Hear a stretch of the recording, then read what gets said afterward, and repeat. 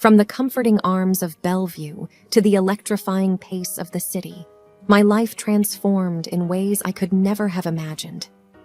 Once wrapped in a cocoon of love and trust, a devastating betrayal by Damien pushed me out, making me question everything I held dear. I remember the pangs of pain, the numbing nights, and the struggle to find a foothold amidst the city's chaos. Yet this is not just a tale of loss. It's the story of my rebirth. In the city's maze, I found more than just a fresh start. Alongside Maya, a beacon of strength and ambition, we ventured into the tech world, creating Lux Life. This wasn't merely an app. It was our dream molded into digital reality, a bridge between luxury and the everyday. But my journey wasn't only about corporate successes or accolades. It was about confronting the wounds Damien had inflicted, the shadows that loomed large even as Lux Life shone bright. There were reacquaintances, unexpected and intense. Encounters that reopened old scars but also offered closure. Every step, every setback, every victory shaped me, teaching me resilience, the power of forgiveness, and the beauty of new beginnings. So, come walk with me. Dive into my narrative, witness my rise from the depths of heartbreak, my relentless drive in the tech realm, and my eventual reconciliation with the past. This isn't just my success story. It's the testament of how, even when shattered, the human spirit can piece itself back together, stronger and more radiant than ever. My name is Amanda, and this is my story.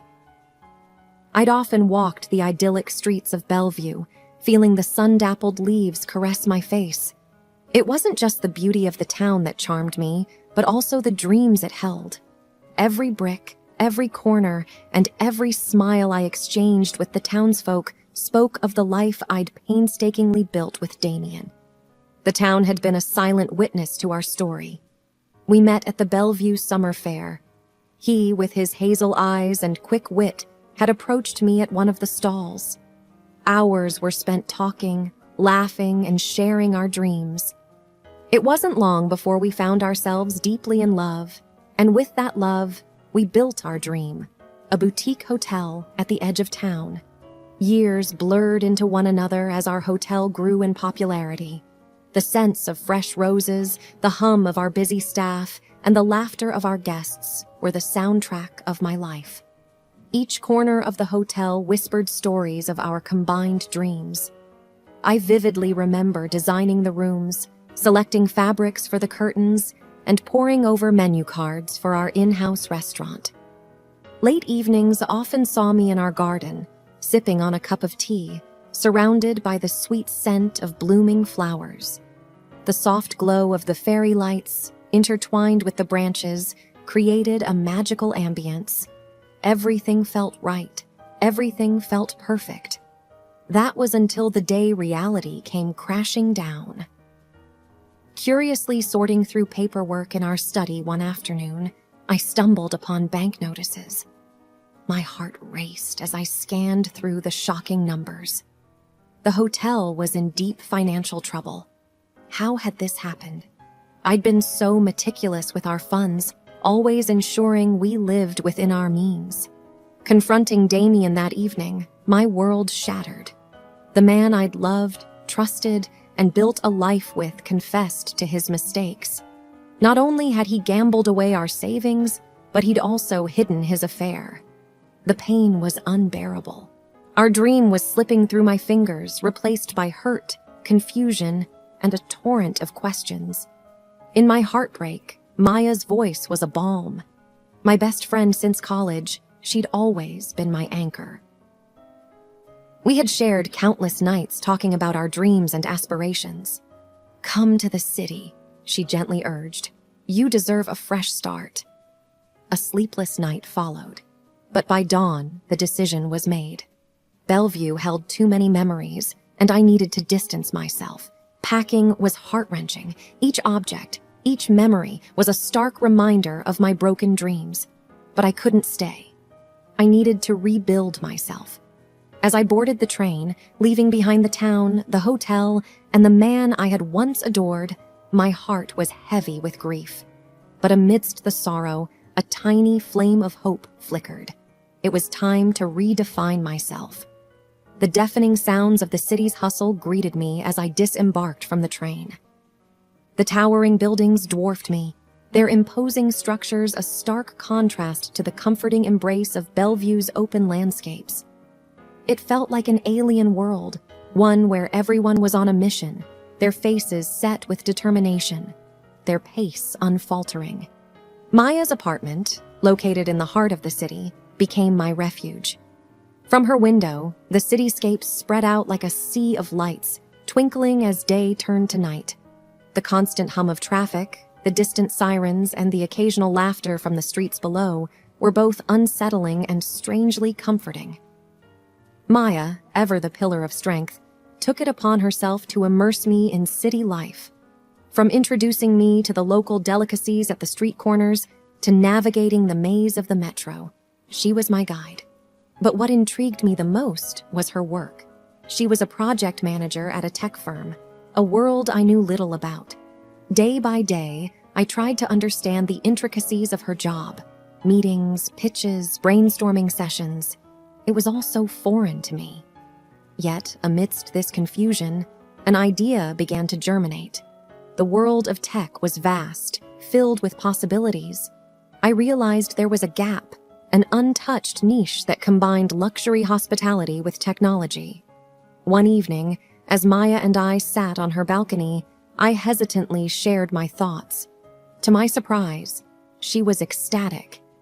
"You need to pitch this," she declared, her eyes gleaming with excitement. "It's revolutionary." Weeks went by as I worked on my idea. With Maya's guidance, I learned the ropes of the tech world, attending workshops, networking events, and countless seminars. As my concept took shape, I named it Lux Life, an app that would seamlessly integrate luxury services for high-end clients, offering them experiences like never before. Drafting a proposal, securing meetings, and finding potential investors became my daily grind. The world of business suits, PowerPoint presentations, and venture capitalists was daunting. More than once, I found myself battling doubts and insecurities. Is this truly for me? I often pondered. Can I succeed in a domain I know so little about? One particularly challenging day, after a disheartening meeting with potential investors, I returned to Maya's apartment feeling defeated. The memories of Bellevue, of my failed dreams, seemed to haunt me. But Maya, sensing my despair, enveloped me in a warm hug. "You've got this," she whispered. "Remember why you started." With renewed vigor, I delved deeper into the development of Lux Life. And as days turned into weeks and weeks into months, the app began to gain traction. From initial skeptics, there emerged a growing number of believers. Lux Life's potential was undeniable. It promised something the market had never seen, and I was at its helm. As the one-year anniversary of my move to the city approached, Lux Life was set for its official launch. Invitations were sent, the media was buzzing, and anticipation was high. But even as I prepared for this monumental moment, my thoughts often drifted back to Bellevue, to the past I had left behind. The launch date was set in a prestigious city hotel, an ironic twist considering my history with hospitality. The venue was abuzz with journalists, potential clients, investors, and a sea of curious faces. As I stood backstage, adjusting my outfit and going over my speech one last time, anxiety gripped me. Could I really pull this off? I thought. What if it fails? But when the lights dimmed and I stepped onto the stage, something changed. The crowd's attentive gaze, the hushed whispers, and the weight of the moment fueled a newfound confidence in me. With every slide I presented, every feature of Lux Life I described, the audience seemed more intrigued, their skepticism replaced by genuine interest. The questions post-presentation were relentless, but I was prepared. hours of rehearsals with Maya had made me ready for almost anything. As the event concluded and the applause echoed in my ears, I knew Lux Life was set to be a game changer. However, the biggest shock awaited me at the after-party. Engrossed in a conversation with a group of investors, I felt a tap on my shoulder. Turning around, I was met with a pair of familiar hazel eyes. Damien. "Why are you here?" was the only thought that raced through my mind. His appearance was altered, the confident charm replaced by a look of exhaustion and regret. Before I could say anything, he began. "I had to see it for myself. The rumors about your success, they're all over Bellevue, and now the city." Taken aback, I tried to find words. "Damien, this isn't the time or place." But he persisted. "I'm genuinely happy for you, and I need you to believe that. I've realized my mistakes, the pain I caused, but seeing you here, I understand why you had to leave. You were meant for bigger things." It was overwhelming. A mix of emotions coursed through me. Anger, sorrow, disbelief. "Thank you," I muttered, excusing myself from the conversation. The night was a blur after that. The weeks that followed were a whirlwind. Lux Life was an instant success. Its seamless integration of luxury with technology caught the attention of many, leading to numerous collaborations, partnerships, and business offers. Maya and I, once dreamers in a small town, were now names recognized in tech circles. Yet, Damien's unexpected appearance lingered in my mind. His words, his regretful demeanor, haunted my thoughts. It wasn't about reconciliation or forgiveness. It was the closure I never realized I needed. Our paths had diverged, but in that fleeting moment, there was an understanding, a silent acknowledgement of our past and the separate futures we were heading towards. Months transformed into a mosaic of memories, each tile reflecting a milestone for Lux Life. The app was now global, with a user base that spread across continents. My life, once shattered in Bellevue, was being meticulously pieced together in the city. But success, as gratifying as it was, came with its own set of challenges. Late nights became a norm, with sleep being a luxury I could seldom afford.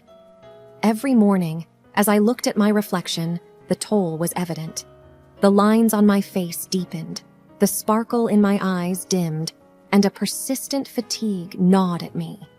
But driven by ambition and a desire to prove myself, I soldiered on. One such evening, as I pored over sheets of data in my high-rise office, the city lights painting a surreal picture outside, Maya walked in. Her face mirrored my exhaustion, but there was an urgency in her eyes. "We need to talk," she began. The discussion that ensued was a wake-up call. Maya was concerned, not just about the business, but about me. "You've built something incredible," she said, her voice a mix of pride and concern. "But at what cost? I see you pushing yourself, and it scares me." It wasn't just the work. It was the unresolved emotions, the past that I hadn't quite left behind. Damien's surprise visit, while providing some closure, had reopened old wounds. I realized I hadn't truly processed my feelings or allowed myself to heal. Seeking solitude, I took a sabbatical. The mountains, with their serene landscapes and crisp air, beckoned. Days turned into nights as I trekked, meditated, and journaled, addressing the chaos within. The breathtaking vistas provided a backdrop for introspection. One morning, perched atop a cliff, overlooking a sprawling valley, clarity dawned. While ambition and success were crucial, they couldn't be at the expense of my well-being. I needed balance.